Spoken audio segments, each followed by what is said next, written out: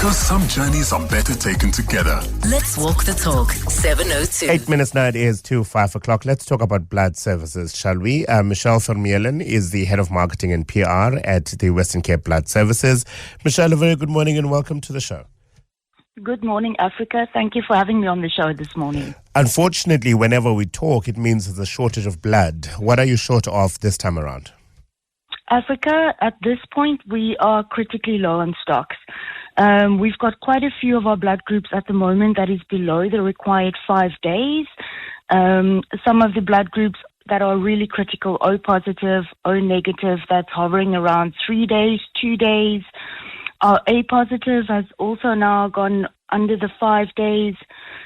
B negative and AB positive are also hovering around the 3 days at this point. Do we understand why we're running low now, Michelle? Is there something systemic about this time of the year, this time of the month, whatever the case might be, that has resulted in these lower levels of blood stocks? Africa, I think it's a combination of things at this point. We're still seeing a lot of colds and flus, so people are still having a bit of colds and flus, which would make sure that you can't come and donate at this point.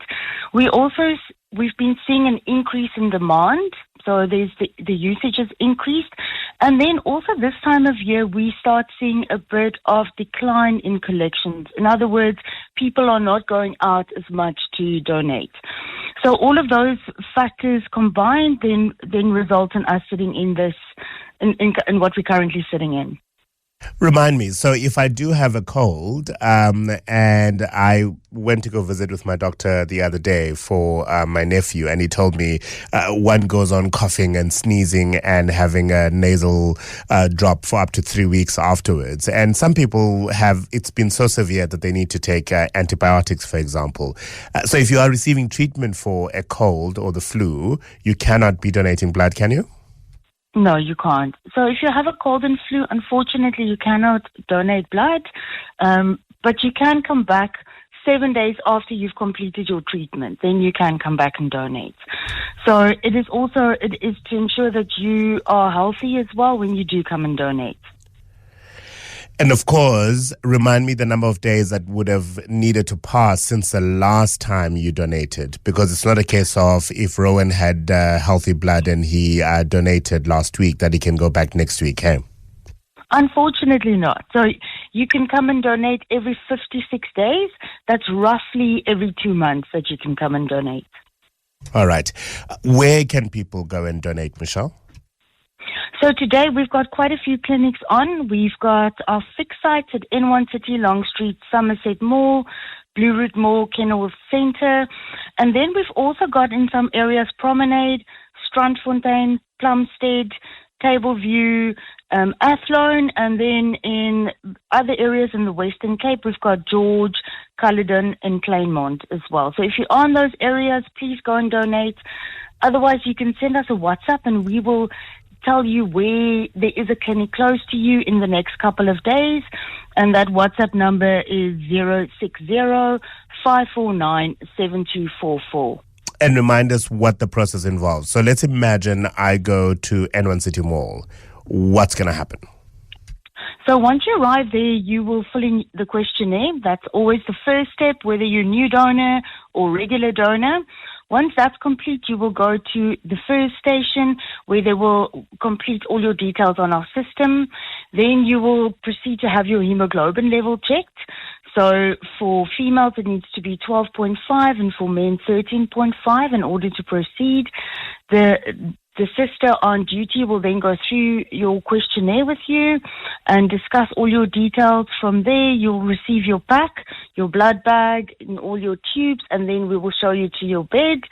And then that's as easy as that. Then we will take about, I think people are always scared with the amount of blood that we might take. It's equivalent to about the size of a can of cool drink. That's the amount of blood we will take. And then, of course, once that's done, we will give you one of our best cookies and juice. It's always a treat.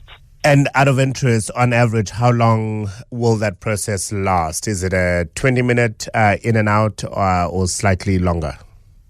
On average, we're looking from start to finish, we're looking at about 30 minutes.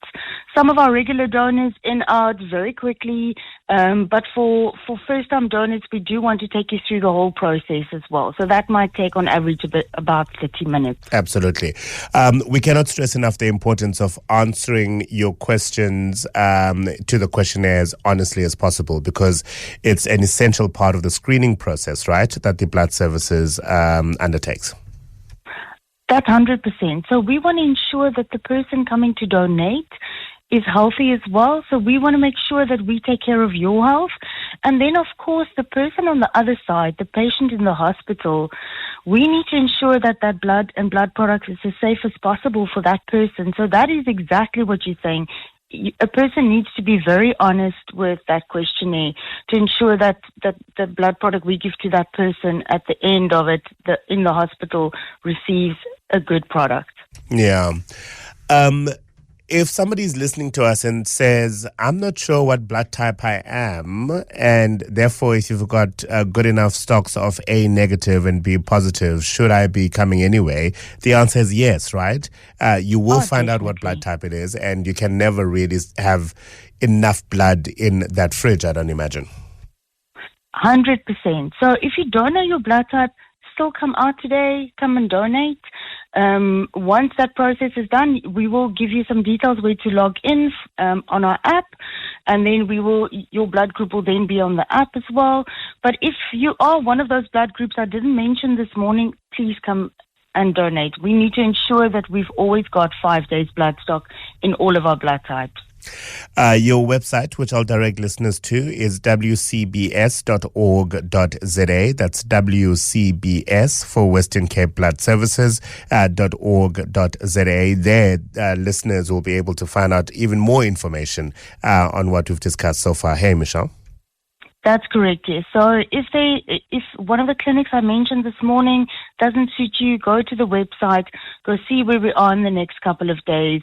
You will find out more information. You can also find out more about the blood donation process, and more about us. And there's a lovely graphic, by the way, of sort of blood in bags, and it indicates how much you've got in stock and therefore what you need, which is absolutely incredible. Michelle, I wish you all the best for the drive today and the next few days, as you try and recoup, obviously, those blood stock levels. Michelle Vermeulen is the head of marketing and PR at the Western Cape Blood Services. Once again, you can go to wcbs.org.za, and I certainly hope that you'll find the half an hour in a day today if you are in the Cape to go and donate that blood.